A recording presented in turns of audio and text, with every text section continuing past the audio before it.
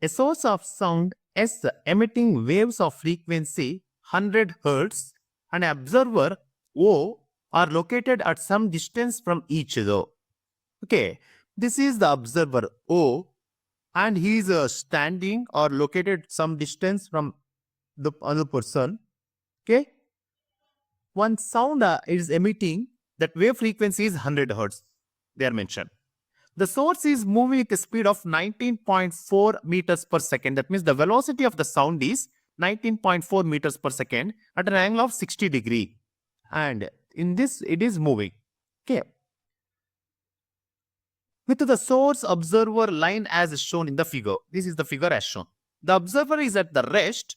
The apparent frequency observed by the observer is, the velocity of the sound in air is 330 meters per second. Okay.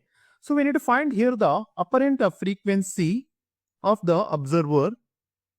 Then that is given by f dash is equal to v divided by v minus vs cos theta. Then we know the values here, that is v is equal to 330, that is given, minus 330 minus vs is equal to 19.4 into cos of 60 degrees 0.5.